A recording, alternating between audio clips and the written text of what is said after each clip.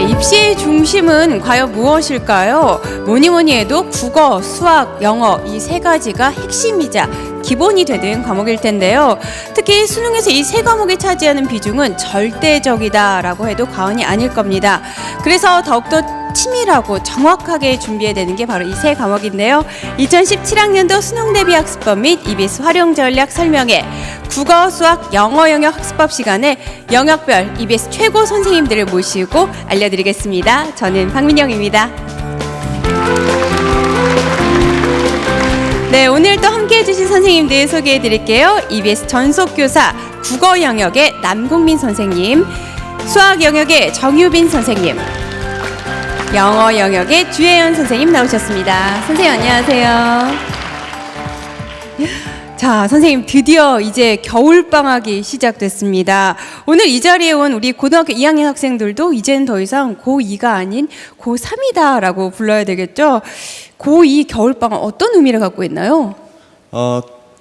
잘못된 학습 습관, 네. 체계적이지 않은 공부 이런 것들을 바로잡을 수 있는 마지막 골든타임이다. 저는 그렇게 생각합니다. 네.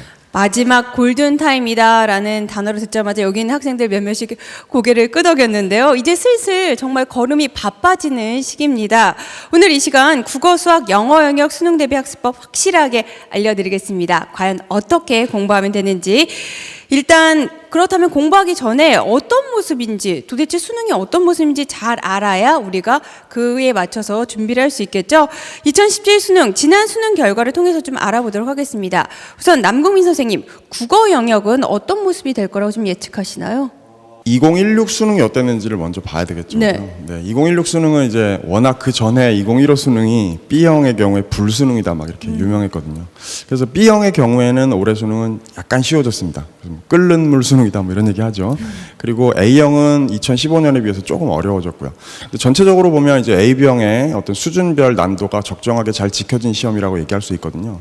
근데 이제 국어의 경우 2017 수능이 굉장히 큰 변화를 앞두고 있습니다. A, B형이 폐지되는 건데요. 사라지면서 아직 구체적으로 어떻게 시험을 이제 출제를 하겠다는 예비 시행 같은 것을 평가원이 보여준 것은 없습니다. 그래서 구체적으로 말씀드릴 수는 없습니다만 대체로 현재의 B형 기준으로 공부를 해두는 것이 가장 좋은 전략이 될 것이라고 생각하고요. 그리고 어떻게 변화하더라도 결국에 수능 국어 시험의 본질은 변화하지 않을 겁니다. 그러니까 그냥 시험의 어떤 인상이랄까 세부적인 분야가 조금 변화를 가져올 뿐 본질적으로 수능 국어 시험은 변하지 않을 것이다. 따라서 지금의 B형을 기준으로 공부하면 된다라고 생각됩니다. 지금 B형을 기준으로 공부하되 본질은 유지될 것이고 인상만 조금 바뀔 것이다 라고 말씀해 주셨고요. 네, 그렇다면 수학 영역은 어떤가요? 정유빈 선생님. 네, 2016 올해의 수능을 먼저 좀 보셨어야 됐을 것 같은데요. 2016 수능 같은 경우에는 조금 어려웠죠, 그죠? 다소 작년에 비해서는 조금 어렵게 출제가 되어서 학생들이 긴장을 많이 했었고요. 특히나 이제 수능 시험장에서는 좀 체감 난이도가 더 높았던 것으로 예상이 됩니다. 하지만 6월, 9월 평가원이랑 흐름을 같이 하고 있기 때문에요. 사실은 작년 수능, 그러니까 재작년 수능, 지금까지의 수능과 그리고 9월 모의평가에서 유사한 유형들의 문제가 전반적으로 출제가 되었습니다. 그래서 개념만 제대로 알고 있으시면 풀 수 있는 문항들이 대부분이었고요. 다만 한 두세 문제 정도의 이제 상위권 변별을 위한 문제가 고난이도로 나왔죠. 그래서 학생들이 많이 어렵게 느꼈던 걸로 보여집니다. 예, 이러한 바탕은 그대로 가져가는 2017 수능이 될 것 같은데요. 2017 수능에는 엄청난 변화 요인이 하나 있죠. 뭔지 다들 아시죠?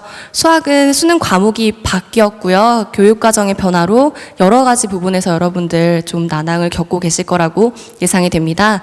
그래서 여러분들이 보게 될 내년 6월, 9월 평가원을 정말 잘 분석을 해두셔야 되고요.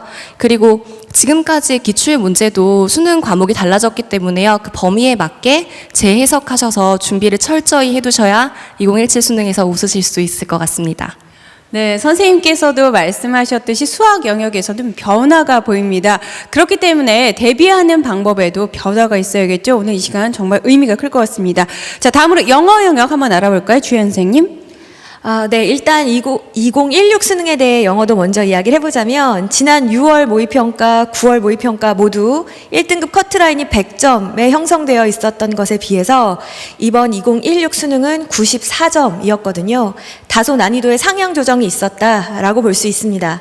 그렇다고 해서 손도 못 댈 정도로 어려운 문제였느냐라고 하면 결코 그렇진 않았는데, 그럼에도 불구하고 많은 수험생들이 시험장에서 휘청거렸던 이유는 너무나 쉬웠던 6월, 9월 모의평가를 보고 나서 난 이제 영어는 됐구나.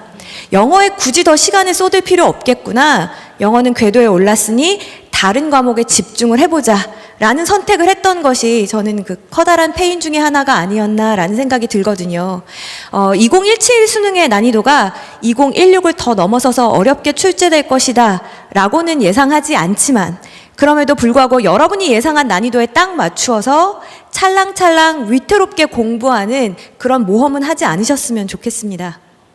그러니까 난이도에 있어서는 어느 정도 변화는 예측되지만 그만큼 탄탄하게 준비해야 된다라고 말씀해 주셨습니다. 자, 본격적으로 수능에 대한 얘기를 한번 해볼까 합니다. 수능 공부는 분명히 지금까지 해왔던 공부와는 조금은 달라야 될 것 같은데요. 어떤 면에서 달라야 될까요? 우선 국어부터 살펴보도록 하죠. 네, 지금 예비 수험생들이 많이 오셨기 때문에 진짜 꼭 강조하고 싶습니다. 수능 국어 공부는요, 이전까지 지금 2학년 때까지 해왔던 국어 공부하고는 거의 완전히 다릅니다. 완전히. 완전히 다른, 거의 완전. 거의 완전히. 왜냐하면 지금 2학년 때까지 내신 시험, 이제 학교 시험 대비해왔던 학생들 대부분은요, 그냥 국어를 암기 과목 공부하듯이 공부해왔어요.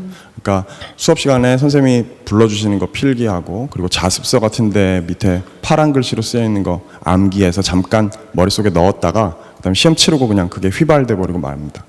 그런 식의 공부를 했는데, 수능 국어는 전혀 그렇지 않죠. 그러니까 아주 단순하게 말씀드리면 수능 국어는 시험 범위가 없는 시험이죠. 그러니까 특정한 글에 대한 지식 그 자체가 중요한 게 아니라 어떤 글을 만나더라도 그걸 자기 머리로 이해하고 감상할 수 있는 힘을 길러놓지 않으면 수능에 대비할 수가 없어요. 그런 점에서 거의 완전히 다르다라고 조금 강하게 말씀드렸던 겁니다. 네. 정말 이 암기하고 이해는 또 다른 부분이니까요. 자, 그렇다면 수학 영역은 어떤가요? 네, 일단 수능이라는 것은 여러분 지금 내신이랑 굉장히 다른 부분이 있죠.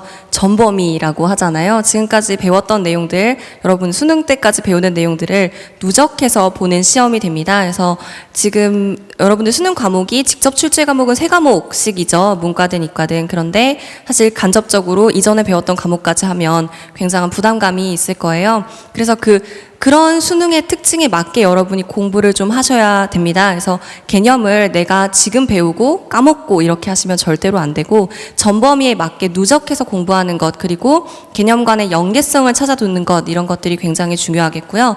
최근 수능에서 가장 어렵게 출제되는 문제들은 보통 개념 통합형 유형이었습니다. 그래서 하나의 개념에서만 나오는 게 아니라요, 과목 간에 있는, 과목을 넘나드는 개념들을 섞어서 출제하는 경향이 있었거든요. 그래서 그것 때문에라도 여러분 개념을 확실하게 이해하고 자신에게 맞게 확실하게 각인시켜두는 연습을 하셔야겠습니다. 개념을 확실하게 공부한 것을 바탕으로요, 문제에 적용해서 풀어가시면서 이 문제 안에 어떤 개념이 쓰였는지 다시 체크를 하시고 개념으로 돌아오시고, 이렇게 개념 문제를 반복적으로 왔다 갔다 하면서 공부하는 것 꼭 중요하고, 이런 방법을 가장 많이 적용해야 되는 문제들이 있죠. 기출과 연계교재입니다. 그래서 기출 연계교재의 문제들은 반복적으로 3번 이상씩 반복적으로 공부하시는 습관을 기르셨으면 좋겠습니다.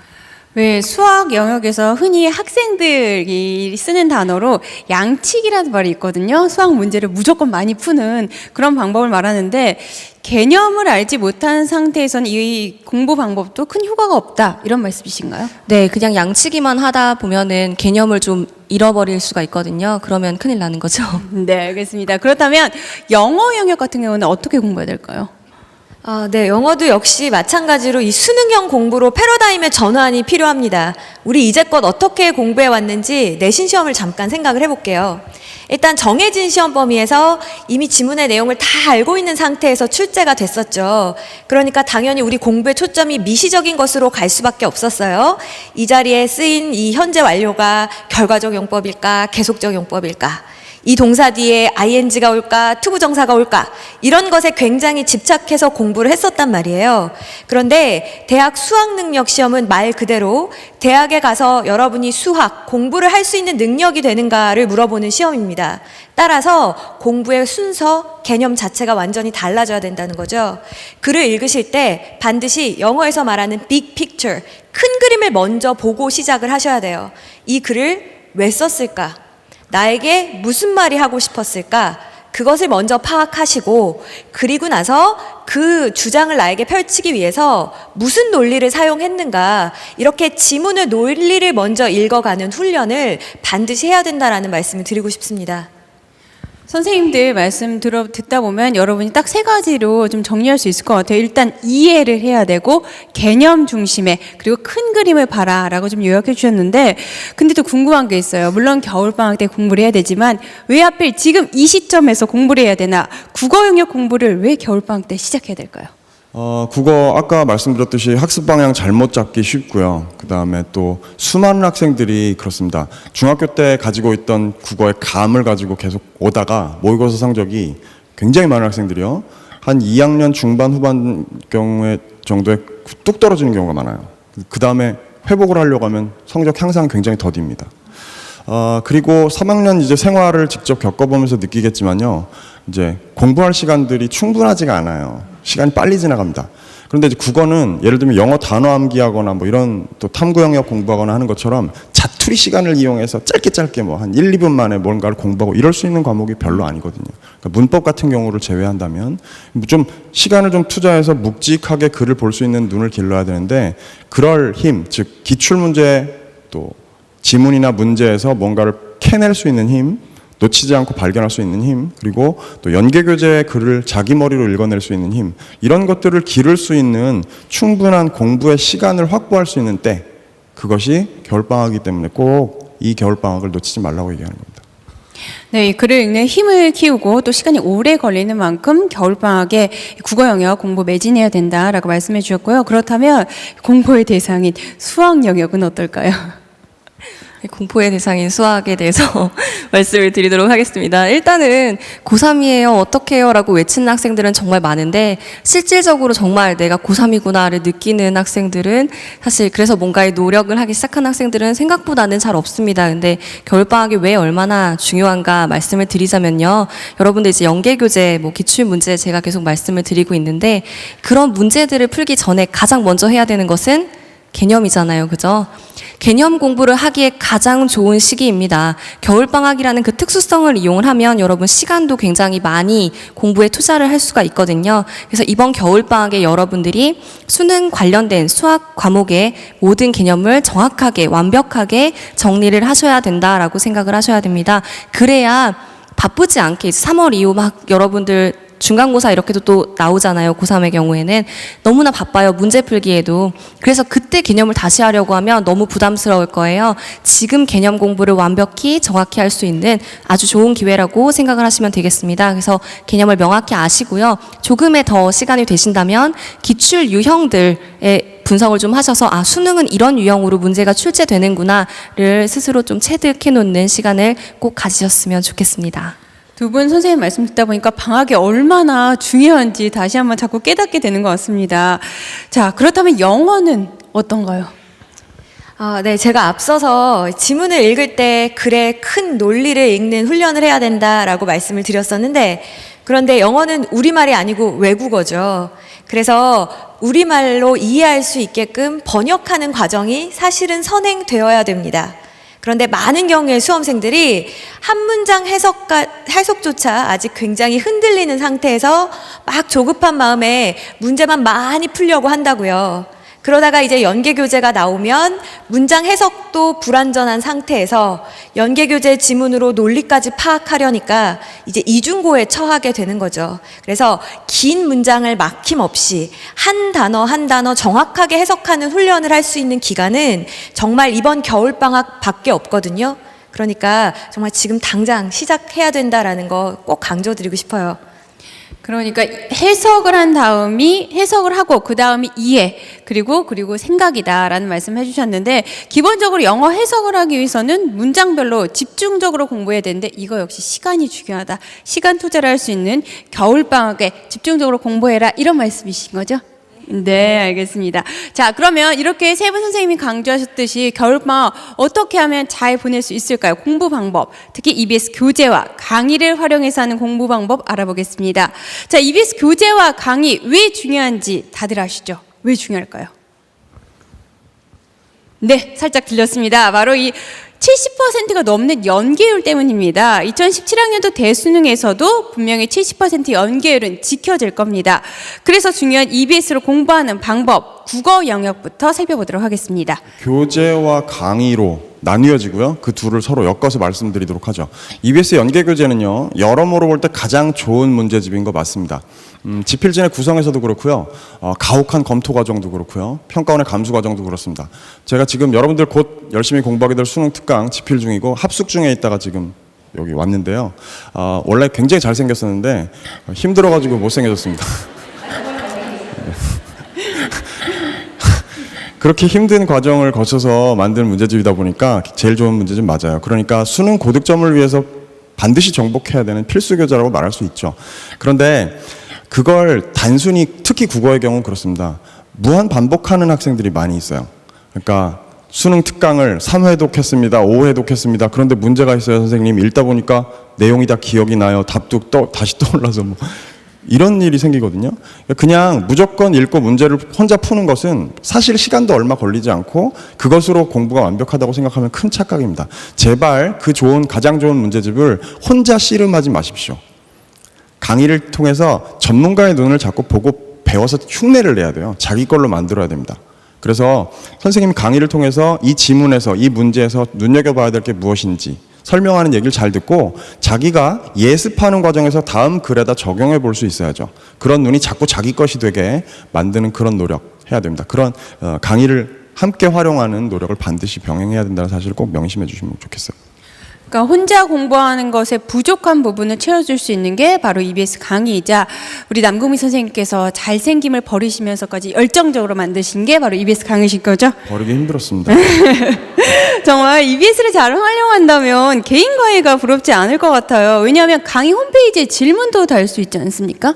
남궁미 네, 선생님. 맞아요. 네. 그리고 그 질문 달면요, 학습 Q&A 게시판을 활용하시면 전국에 계시는 실력 있는 선생님들께서 즉시 답을 달아주십니다. 그러니까 따로 뭐 이렇게 다른 루트를 찾지 않아도 충분히 공부에 도움을 받을 수 있죠. 거의 개인 과외 같은 네, 맞습니다. 형식입니다. 자, 그렇다면 수학 영역은 어떻게 하면 될까요? 네, 수학 공부는 세 가지만 기억하시면 됩니다. 개념, 기출, 연계교재. 네, 상위권, 중위권, 하위권 상관없이 딱 그 세 가지입니다, 여러분. 자, 일단 개념 공부를 하실 때에는 내가 공부하려고 하면 너무 힘들죠. 수능 개념 강의를 들으시는데요. 여러분, 공부하다 보면 이제 수학이라는 과목이 그렇습니다. 스트레스는 굉장히 많이 받는데요. 하기는 좀 싫은 그런 느낌이 좀 있으시죠. 그래서 이제 강의 아까 전에도 말씀하셨는데 그 Q&A 게시판이나 이런 곳에 학생들이 정말 많은 후기 글을 남겨요. 그래서 전 열심히 댓글을 달았는데 학생들이 그러다 보니까 이게 좀 개인 과외 받듯이, 네, 그래서 제 눈치를 보고, 왠지 들어와야 될 것 같고, 강의를 들어야 될 것 같고, 그런 뭔가 졸림 현상을, 네, 느끼는 것 같더라고요. 여러분, 그렇게 EBS에서 같이 도움을 받으시면서 공부를 하시는 게 아주 도움이 많이 될 것 같고요. 일단 개념 정리하실 때에는 그 개념 노트 한 권을 정하셔서 자기가 배운 모든 개념을 단권화시키는 작업이 매우 중요합니다. 그래서 언제라도 여러분, 수학 원이 기억이 안 난다. 그러면 그 책을 딱 찾아볼 수 있도록 개념을 단권화시킨 그 책 한 권을 꼭 만드시는 게 중요해요. 그래서 문제를 풀다가도 문제를 통해서 또 새로운 개념이 나오잖아요. 그러면 그 개념은 또다시 그 개념 노트에다 정리해 두셔야 수능 때까지 그 책이 여러분들 개념하면 이 책 이렇게 떠오를 수 있도록 단권화시킬 수 있을 거고요. 매우 중요한 내용입니다. 그리고 나면 문제로 이제 유형을 분석을 하셔야 될 텐데요. 기출은 뭐 언제 강조해도 지나치지 않죠. 그래서 2017 범위에 맞게 기출을 해석해서 문제를 많이 풀어보시고 연계교재도 풀어보시는데 3번씩 반복해서 보시는 게 정말 좋습니다. 그런데 문제가 있죠. 수학도 학생들이 그렇게 말을 해요. 이 문제 풀었던 기억이 난다고. 답이 5번이에요. 끝. 네, 이렇게 넘어가는. 그렇게 풀면 여러분 3번 푸는 의미가 전혀 없습니다. 제가 3번을 반복해서 보라고 하는 것은요, 답을 기억하시라는 이야기가 아니고요. 그 문제 안에서 어떤 개념이 쓰였는지, 어떻게 내가 이 문제에 접근을 해야 되는지 이런 것들을 정확하게 분석하시면서 3번 정도 열심히 정확하게 보시는 연습을 해 주시라는 말씀을 드리겠습니다. 우리 선생님께서 계속 강조하시는 게 바로 개념입니다. 여러분 개념 놓치시면 안 되고요. 제가 생각할 때는 EBS 교재 가장 좋은 점이 오랫동안 수능 강의를 해오신 선생님들이 직접 쓰셨기 때문에 그 노하우가 고스란히 담겨져 있는 것 같아요. 어떤가요, 선생님? 네, 그렇죠. 아무래도 선생님들이 그러니까 꼭 강조하고 싶은 것들을 좀 표시를 해놨다 보니까요. 학생들 공부하실 때 많은 도움을 좀 받으실 수 있을 겁니다. 자, 그렇다면 영어 영역 같은 경우에는 EBS를 어떻게 활용하면 좋을까요, 주연 선생님? 네, 일단은 교재를 받아들면 급한 마음에 막 끝까지 빨리빨리 풀고 싶은 욕심이 생깁니다. 근데 제가 여러분한테 정말 꼭 부탁드리고 싶은 거는 처음 볼 때 제대로 보는 게 정말 중요해요. 영어에서는 이렇게 신선한 시각으로 뭔가를 보는 걸 fresh eyes라고 하는데, 지문을 다시 볼 때는요, 그 fresh eyes를 가지고 보기가 정말 힘들어지거든요. 그래서 자꾸만 기억에 의존하게 되고, 아, 맞아, 이 내용이었지, 넘어가고 이런 의미 없는 복습을 하게 되기 때문에, 그래서 처음 볼 때 제대로 보시라, 조금 시간이 더디 가도 괜찮다, 옆에 친구가 지금 어디 공부하고 있다, 몇 회 독하고 있다, 야, 너 아직 그거 하고 있어도 되겠어? 라는 말이 끊임없이 들려오겠지만, 어설픈 조언에는 어느 정도 귀를 닫는 것이 여러분의 합격을 위해서 정말 현명한 선택입니다. 제가 어떤 순서로 공부해야 되는지 말씀을 드릴 테니까 꼭 지켜서 공부하셨으면 좋겠습니다. 먼저 시간을 재고 문제를 풀어보십시오. 자, 물론 하위권 친구들 같은 경우에는 시간 안에 지문의 절반도 못 읽는데요 라고 할 수 있지만, 일단 시간에 대한 감각을 키우는 것 자체가 중요하기 때문에 저는 일단 처음에는 시간을 재고 풀라고 말씀드리고 싶고요. 자, 그리고 나서 바로 정답을 확인하면 혹은 해설지를 보면 문제 푼 거 아무 의미 없어요. 그러니까 잠깐 참으시고 이번에는 한 20분 정도 지문당 시간을 투자하십시오. 그래서 필요하면 사전도 찾아가시고, 그래서 다시 꼼꼼하게 읽으면서 가능한 한 질문을 많이 생각하세요. 그냥 답 3번인데 이게 아니라 여기 이 단어는 무슨 뜻으로 쓰였지? 이 문장은 갑자기 이 글에서 왜 등장했지? 구체적인 질문을 가지고 그 다음에 해설지를 보시던 강의를 들으시던 해서 그 간극을 메우는 과정에서 여러분의 실력이 향상되는 거거든요. 그리고 나서 이제 반드시 중요한 건 지문의 내용을 잘 알아볼 수 있는 전개도의 형태로 정리하는 것. 이제 여기까지가 되면 정말 완벽한 학습이 이루어진 겁니다. 그래서 정말 처음 볼 때 제대로 공부하셔서 좋은 결과 있었으면 좋겠습니다. 네, 이렇게 국어, 수학, 영어 영역 학습 방법, 특히 EBS를 활용하는 방법 중심으로 알아봤는데요. 참 희한한 게 우리가 지금까지 학습 방법에 대해서 분명히 얘기를 들었지만 막상 또 집에 가서 준비하려면 앞이 좀 깜깜합니다. 그래서 이제부터는 EBS 교재와 직접 대수능 문제를 비교하면서 상세하게 영역별 학습 방법 알려드리도록 하겠습니다. 원포인트 레슨으로 시작하겠습니다. 남국민 선생님께서 준비해 주셨습니다.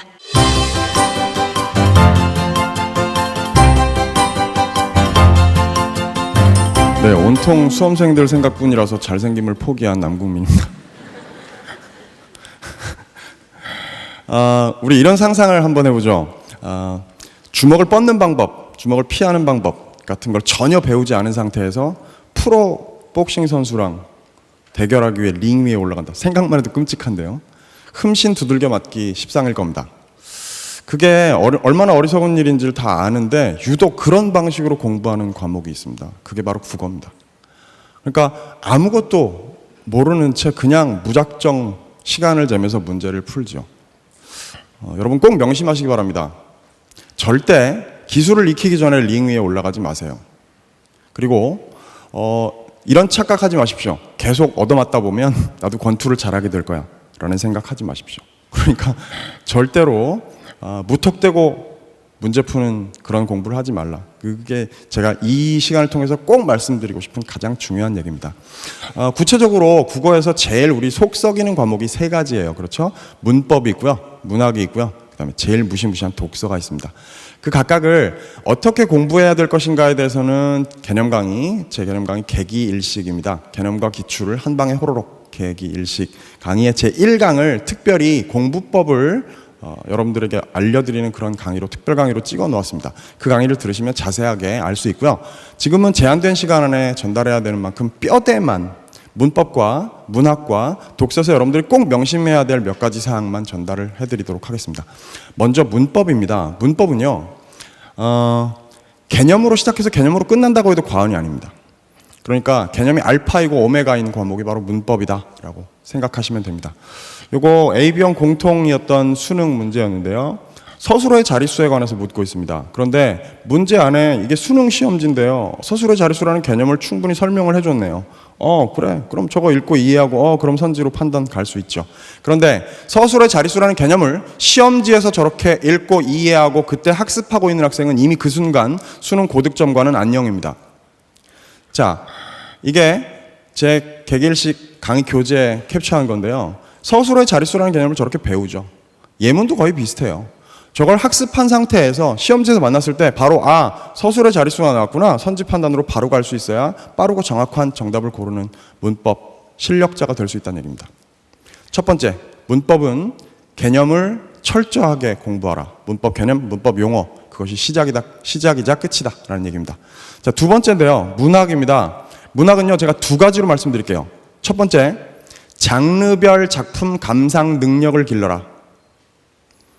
낯선 지문을 만났을 때 내가 내 머리로 그 작품을 이해하고 감상할 수 있는 힘을 기르지 않으면 아까 얘기했듯이 내신식 공부로는 절대 수능에 대처할 수가 없습니다. 그리고 두 번째 요령인데요, EBS 연계교재 수록 문학 작품에 대해서 완벽하게 학습해두라 라는 것입니다. 왜냐하면 간단한 사례 좀 보여드리죠. 여기 왼쪽에 있는 게요, 올해 수능 A형에 출제된 용비어천가 지문입니다. 오른쪽은 연계교재, 인터넷 수능 교재의 한 부분이고요. 자, 이렇게 연계 출제됐습니다. 연계 출제는 늘상 있는 일이니까 별거 아니죠. 특별히 이 세트를 보여드리는 이유는요, 용비어천가가 속해 있는 악장이라는 장르는 최근 몇 년간 수능 시험에 절대로 나오지 않던 장르였습니다. 올해 악장이 출제되리라고 예상한 사람은 없었을 거예요. 그런데 연계교재에 수록된 순간 그 소외되어 있던 장르가 출제 마당으로 끌려 나온다는 것이죠. 곧 저 얘기는 연계교재 수록 작품은 결국엔 수능의 시험 범위와 같다라는 말씀을 드리는 겁니다. 자, 한 가지 사례 더 보겠습니다. 불수능이었던 2015 수능의 B형의 마지막 세트였는데요. 제가 연계교재 집필하면서 교과서 외에 낯선 시를 이렇게 끌어다가 출제를 했고 문제를 냈습니다. 연계 출제가 딱 됐죠. 전 뿌듯했습니다. 그런데 심지어 저렇게 문제 선지들마저 제가 연계교재에다 수록했던 출제했던 선지들을 거의 그대로 가져왔다는 거예요. 자, 이 얘기는 무슨 얘기냐면요, 아까 그 장르가, 특정한 장르가 출제되는 그런 영향력만이 아니고 시험지에서 여러분들이 처음으로 이 시를 만나서 이해하고 감상해야 되는 학생과 연계교재에서 이 시를 충분히 이해하고 감상해서 심지어 동일한 선지들이 들어있는 문제를 제대로 풀어본 학생은 차이가 엄청나다는 것을 명심해야 된다는 말씀을 드리는 겁니다. 됐죠? 자, 문학 이렇게 정리합니다. 첫 번째, 장르별 작품 감상법을 완벽히 익혀라. 두 번째, EBS 연계교재 수록 작품을 철저히 정리하라.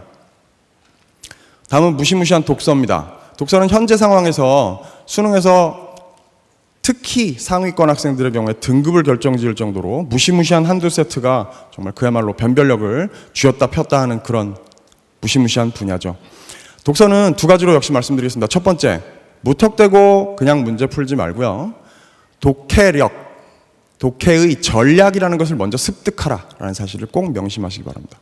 예를 들어 보겠습니다. 그냥 문제 풀지 말고요, 제가 한 가지 사례를 보여드릴게요. 이게 뭡니까? 제가 2016 수능, 이번 수능의 B형의 독서에 14개의 문제를 모두 발문을 타이핑을 해본 겁니다. 제가 이런 왜 무의미해 보이는 짓을 했을까요? 이걸 하기 위해서입니다. 제가 뭐 한 거죠? 동일한 문제 유형끼리 같은 색깔로 칠해봤습니다. 확 와닿으시지 않는다고요? 이렇게 해볼게요. 자, 정렬만 달리했을 뿐인데 결국 우린 저기에서 뭘 볼 수 있습니까? 나를 그렇게 괴롭히던 한 회분의 수능의 독서 14문제가 문제 유형이라는 건 저렇게 단순하구나. 저걸 좀 더 세분화한다고 하더라도 4-5가지에 불과합니다. 여러분, 저것은 곧 독해의 전략으로 이어질 수 있어야 합니다.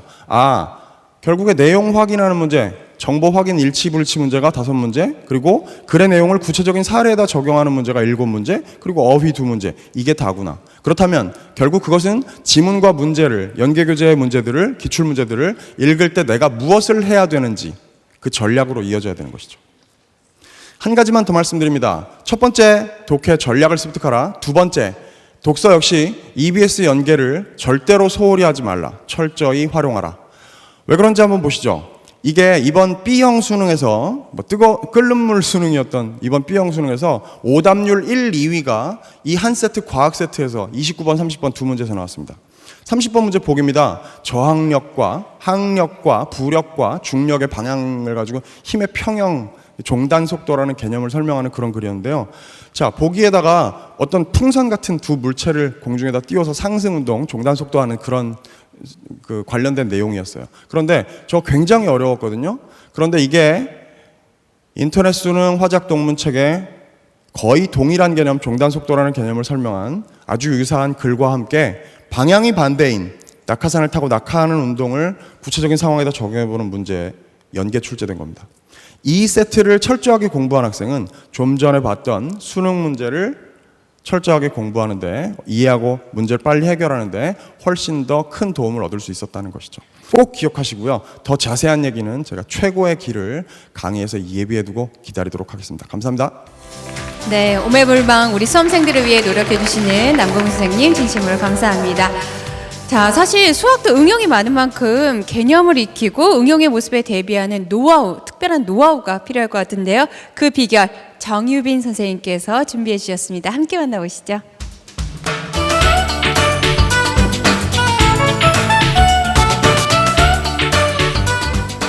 네, 안녕하세요. EBS 수학을 가르치고 있는 정규빈입니다. 네. 사진이 여기 뒤에 떠 있어서 굉장히 당황스러운데요. 요즘은 참 좋은 기술이 있는 것 같아요. 그죠? 네. 자, 여러분들 수학이라는 말만 들어도 막 졸리시거나 딱 인상을 쓰거나 혹시 그러시진 않은지 모르겠어요. 어쨌든 여러분 어차피 우리가 봐야 되는 수능인데 우리 수학 조금 더 좋아하면서 하면 어떨까라는 생각이 들어서요. 그러면 어떻게 공부를 하는 것이 내가 조금이라도 좀 편하게 수학 공부를 하는 것인가 좀 보여드리기 위해서 이 자리에 섰습니다. 일단은 문제를 좀 보면서 알려드리도록 할게요. 지금 왼쪽에 있는 것은 올해 수능 A형에 출제되었던 문제고요. 그다음에 오른쪽에 있는 제 쪽 기준이에요. 네, 이쪽에 있는 문제는 수능 특강에 있는 문제입니다. 이 두 가지의 문제가 거의 흡사한 문제다라는 거 느껴지시나요? 그래요? 끄덕이다니. 네, 잘했어요. 네. 일단 수학은 딱 봤을 때 이 두 문제가 거의 비슷한 문제야 라고 하면 아니 뭐가 어디가 똑같냐는 이런 생각이 드실 텐데요. 이 안에 쓰인 개념이 거의 완벽하게 흡사하다는 것은 아마 보이실 거예요. 이 두 문제 다요. 지금 보시면 왼쪽에 있는 문제들은 X축과 만난다. 지금 곡선이 2차 함수 그래프죠. 그죠? 2차 함수가 X축과 만난다라는 개념 자체가 근에 대한 이야기고요. 수능 특강에 출제된 문제도요. 어때요? 2차 방정식의 중근에 관한 내용입니다. 즉 수학 1의 지금 현재 여러분들의 교육과정으로 말씀을 드리도록 할게요. 수학 1의 내용인 2차 방정식, 2차 함수 부분이 같이 쓰여 있고요. 결론적으로 물어보고 있는 것은 현재로서 말씀을 드리자면 미적분 1에 있는 수열의 극한 내용입니다. 다시 하나 말씀을 드리고 싶은 건 뭐냐면요. 2차 방정식과 2차 함수는 여러분들 수능 직접 출제 범위는 아니죠. 아닙니다. 그래서 수학 1 같은 경우에는 여러분 직접 출제 범위가 아니니까 좀 마음을 놓고 있기 쉬운데요. 분명한 것은 그것까지도 이렇게 내용에 깔려서 출제가 될 수 있다는 것입니다.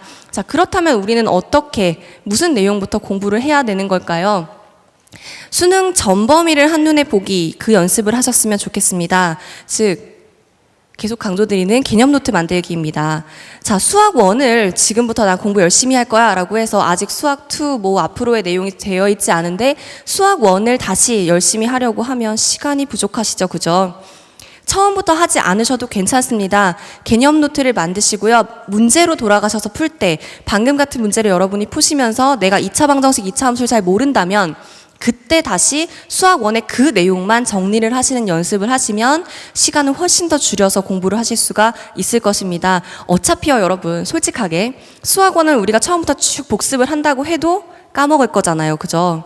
그쵸? 그러니까 문제가 나올 때마다 그 개념 노트로 돌아가셔서 다시 정리하시고 복습하시는 습관을 기르시는 게 개념 공부는 가장 효율적으로 하실 수 있는 방법이라고 말씀드리고 싶습니다. 그리고 두 번째, 문제를 통한 개념 정리라고 제가 해놨는데요. 문제 해석 개념으로 돌아가는 연습을 많이 하셔야 돼요. 무슨 이야기냐면 개념을 그냥 따로 여러분들 그렇게 많이 푸시죠. 개념 공부는 쭉 했어요. 이제 개념 공부 끝, 이제는 문제로 돌아가 볼까 해서 문제를 푸시면 개념이 또 기억이 안 나고 그럼 난 다시 개념으로 해서 개념을 공부하시면 문제 풀 시간이 없으실 거예요. 개념 공부와 문제는 같이 병행을 해서 하시면서요. 문제 안에서만 여러분 얻어가실 수 있는 개념들이 있어요. 개념책을 아무리 찾아봐도 내가 기억하지 못했던 개념들, 그런 내용들은 문제 안에 숨어 있거든요. 그래서 문제를 꼭 푸시면서 그 안에 있는 개념으로 돌아오셔서 정리해 두시는 습관을 기르시면 좋겠고요. 한 가지 더 말씀드리고 싶은 게 여러분 학생들 공부를 하시고 나면 채점 안 하시는 친구들 꽤 있어요. 안 돼요. 그러면 여러분 이거랑 똑같아요. 내가 계속 아는 것들만 공부하는 거죠. 오늘도 9구단, 내일도 9구단, 모레도 9구단. 그럼 공부하는 게 아니잖아요. 그렇죠? 채점을 꼭 하시고 틀린 문제들을 좀 좋아해 주세요. 틀려야지 내가 의미를 갖는 거예요. 그렇죠? 어차피 목표는 마지막에 웃는 사람이 되자인 거잖아요. 그렇죠? 그러니까 문제를 푸시고 채점을 쭉 해주시고 틀린 문제를 꼭 분석하시는 그게 문제를 푸는 가장 큰 이유입니다. 여러분. 그래서 문제를 푸시면서 내가 어느 부분을 안 했는지 모르는지 이런 것들로 다시 공부를 해주셨으면 좋겠습니다. 자, 제가 오늘 꼭 강조드리고 싶은 한 가지는 이겁니다. 수학은 꾸준히의 힘입니다, 여러분. 오늘 밥을 한 10끼 먹었어요. 그럼 내일은 밥 안 먹고 모레도 밥 안 먹고 그래도 괜찮아요? 아니죠, 그죠?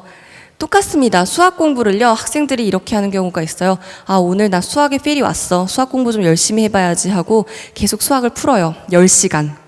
대단하죠? 수학을 10시간 풀다니. 그럼 열흘 동안 공부 안 해요. 그러면 어쨌든 평균 했을 때 어때요? 하루에 1시간씩 공부한 꼴인데 괜찮지 않나요?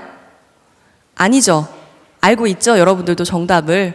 매일 공부하시는 게 굉장히 중요합니다. 수학은. 그래서 매일 꾸준히 문제를 푸시고요. 사실 많은 양의 문제를 푸는 것보다는 많은 양의 문제 플러스 사실은 많은 양 문제 플러스 그 문제에 대한 정확한 분석과 이해까지 해주셔야 됩니다. 30문제씩 매일 풀어야지 하고 30문제만 푸는 게 아니고요.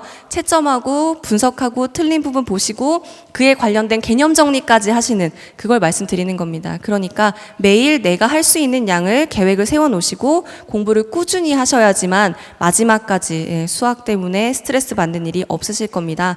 수학 굉장히 싫으실 텐데요. 사실 조금만 더 공부를 하시면 가장 매력적인 과목일 수 있어요. 잘했을 때 가장 뿌듯할 수 있는 과목이기도 하고요. 그래서 여러분들 지금부터 공부 열심히 하셔서 마지막에는 꼭 웃는 그런 친구들 되셨으면 좋겠습니다. 감사합니다.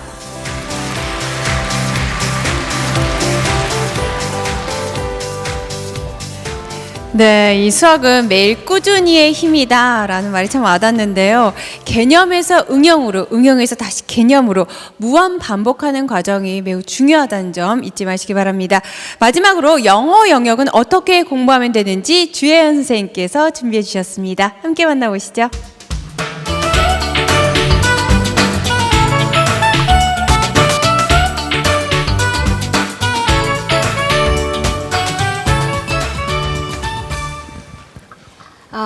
안녕하세요. EBS 영어 강사 주연입니다. 반갑습니다.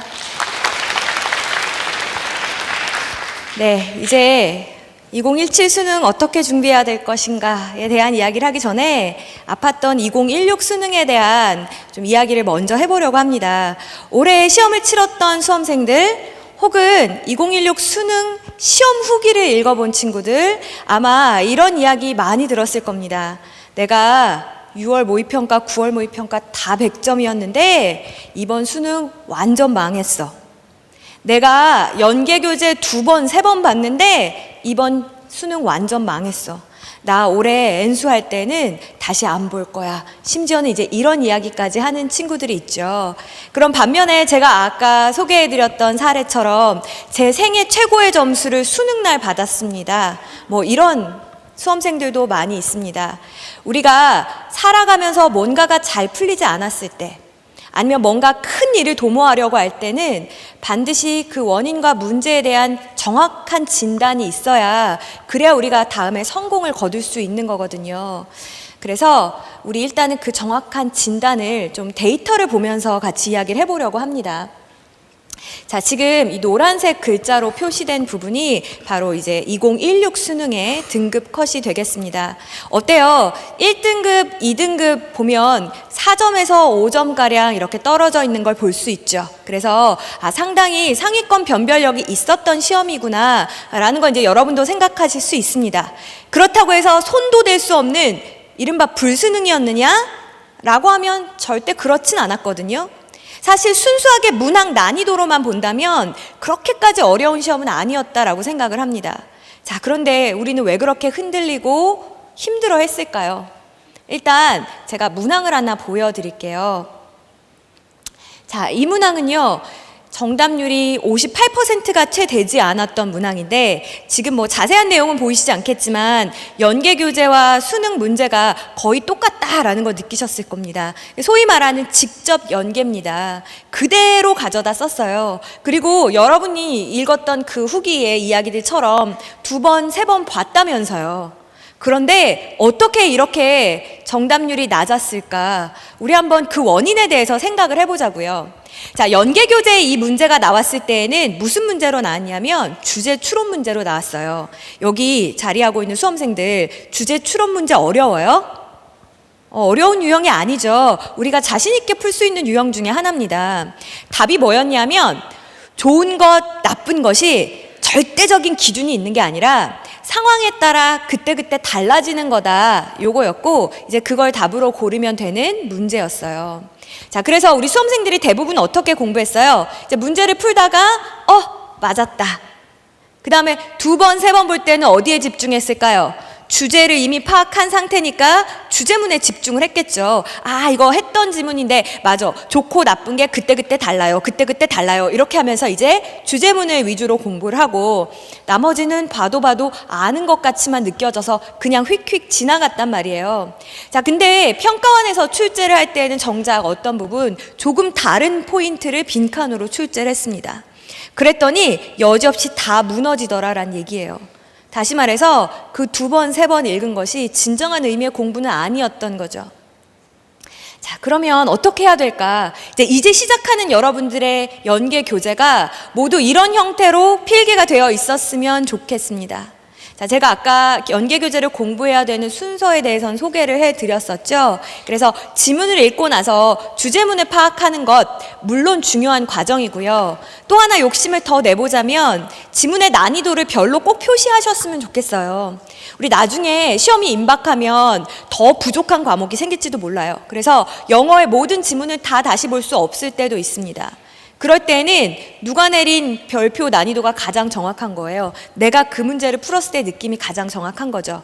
그러니까 반드시 별로 표시해 두시고, 사실 그거보다 훨씬 더 중요한 것은 지문의 전개도를 지금 한눈에 잘 들어오게 정리해 놓은 게 보이십니까?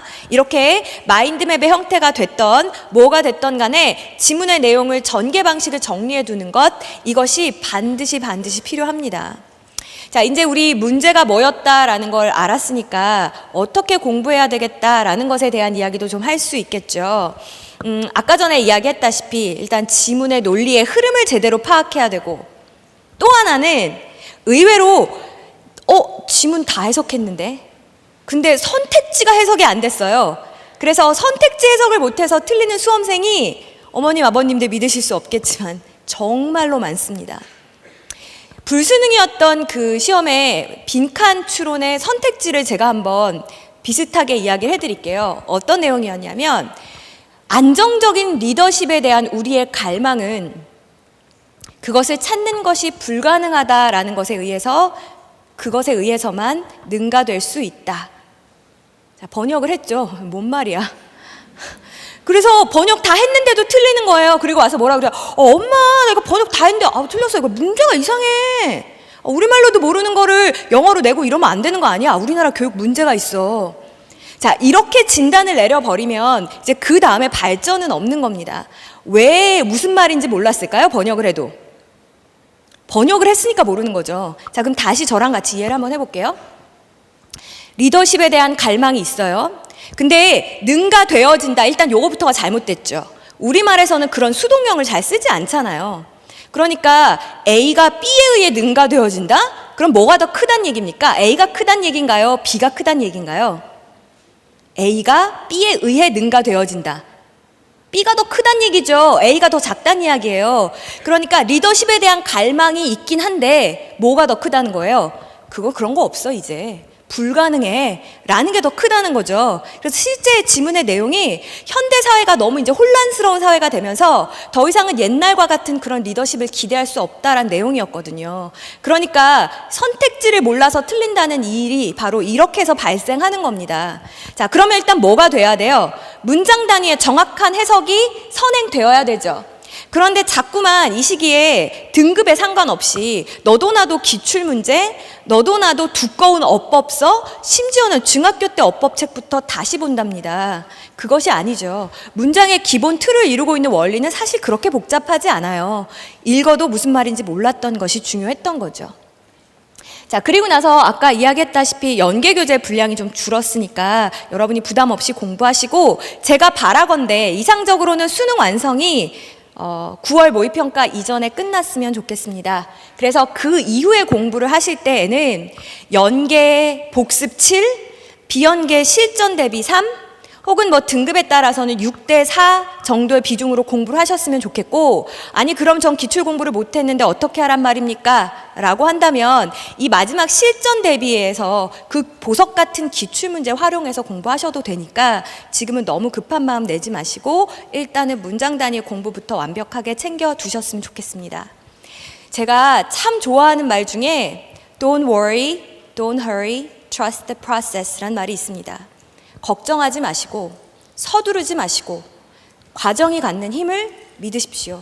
여러분이 올바른 과정으로 공부하는 한 반드시 그 끝에는 최고의 결과가 기다리고 있을 겁니다. 감사합니다.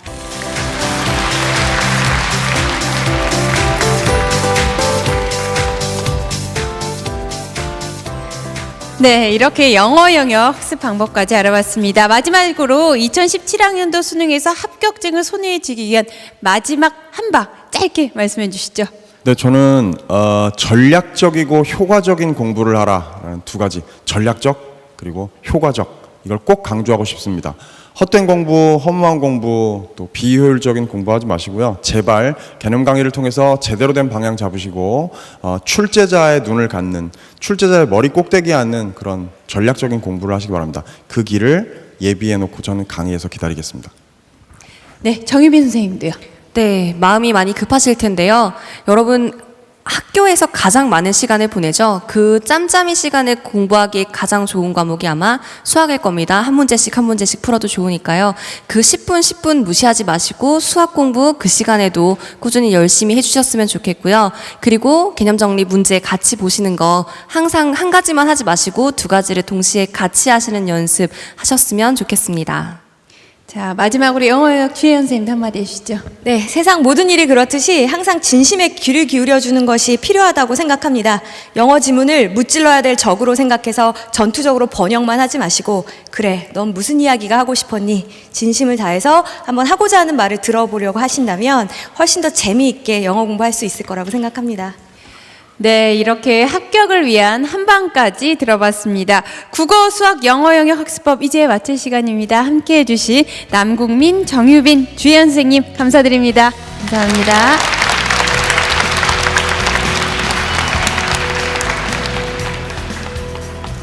네, 국어, 수학, 영어 이 세 영역을 꿰뚫는 결정적인 한마디는 바로 꾸준함이 아닐까 합니다. 입시 지금부터 시작입니다. 수능 공부가 끝나는 그날까지 꾸준히 공부할 여러분 곁에 꾸준히 변치 않는 모습으로 저희 EBS가 늘 함께하겠습니다. 지금까지 진행의 박민영이었습니다. 감사합니다.